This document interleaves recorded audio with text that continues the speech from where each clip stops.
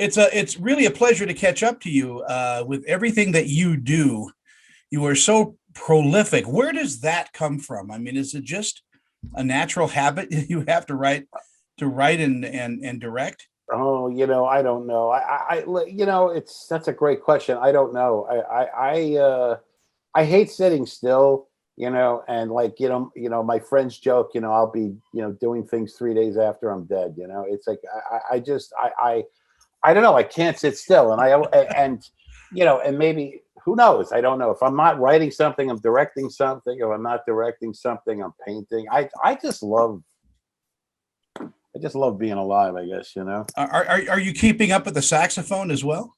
I used to play. That's very funny you said that. I blew it for the first time in 10 years, like Saturday night. I had a couple of drinks and they said, "Hey, you play the sax?" And I couldn't get a freaking note out. I'll be honest with you.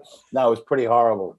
What you said reminds me of what George Burns used to say. He said, "I can't die. I'm booked." Yeah, So, that's exactly right. Yeah, I love that. That's fantastic. well, let's talk about Vanquish because Sure. this is a top-notch thriller, and I never like doing this in front of directors, but Mm. it has such a Dirty Harry feel to it, Oh, great. and just so it's methodically paced, and Ruby does such a great job in this. Was she a pleasure to direct? Yeah, she was fantastic. Again, Ruby and I became best friends.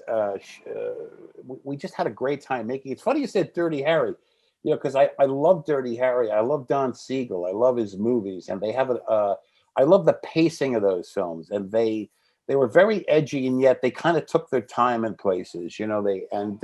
I tried to get kind of that same vibe. And this it's so funny you said that. You obviously know your movies. Wow. But yeah, I mean, it goes with the territory. But I mean, but I'm always amazed at how much people don't know certain movies you reference. But Dirty Harry was definitely something that we were thinking about, and I was even humming, even though we never did anything near it in the score. But I was doing that, na, na, na, na, na, Yeah. that Lalo Schifrin kind of thing in my head sometimes when I was shooting.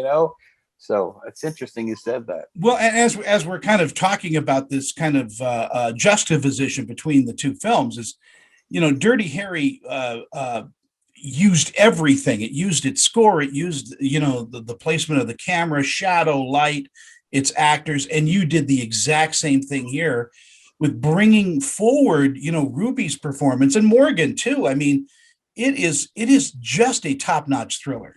Thank you so much. Thank you. Yeah,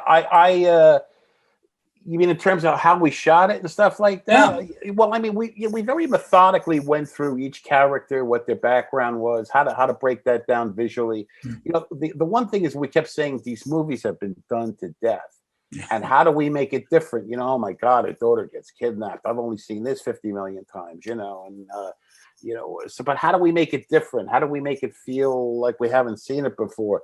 So like, well, then we just figured, one of the things we did was we found a very specific color palette for each character. Like, Morgan lives by the ocean, so we shot that actually in 8K. Wow. It's super crisp and super cold and very blue and purples and these sort of sea greens. He's an isolated figure that lives by the water, and then her world we shot. We shot with different cameras. We used the Panavision for her, and then we used the Araflex for him. We used the Araflex for her, and that we shot in standard definition. The cops, we kind of came up with kind of a green night vision look for them. We try to find a different vibe for each of the characters. And that's what I love about your films, George. Is Thank you. You use texture, the different types of cameras. You use modern technology, but you have no problem in going back to a 70s feel if you had to. No, in fact, the movie that I did just before this that comes out in June, I don't know if you've seen it yet, The Comeback Trail with I haven't seen it, but I know about it. Yeah, Robert De Niro, Tommy Lee Jones, Morgan Freeman. That's a movie that takes place in 1974. So the first thing we said about it was, how do we make this not only look like it was shot in the 70s? So you'll see when you see the movie, it's got that slightly distressed kind of vibe. Yeah. The movie kind of, the pacing is different. It's like a 70s movie. And Hitchcock used to do that too with the color palette of his characters. Yeah, absolutely, yes. Just added to the scene. It added everything, and I just Yeah, enjoyed this movie. thank you so much. I mean, like I say, we just kept thinking, how do we make it different? How do we make it feel different?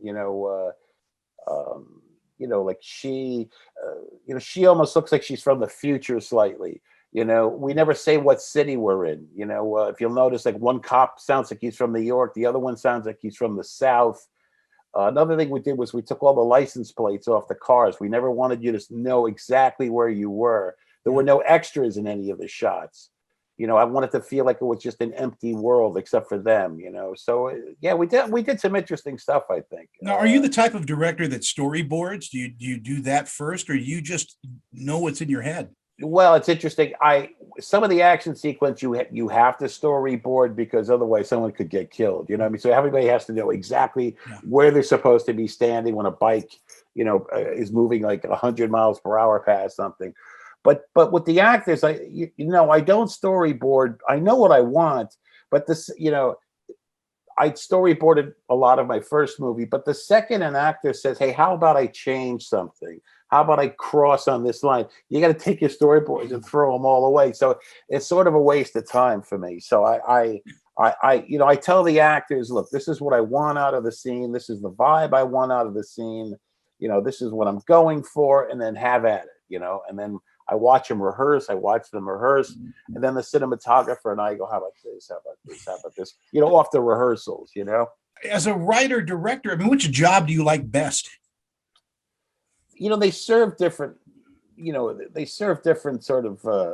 They scratch different itches. I love writing, but I love writing because your imagination runs free. Then as a director, you have to say, all right, how do I actually take all of this nonsense and try to make a film out of it?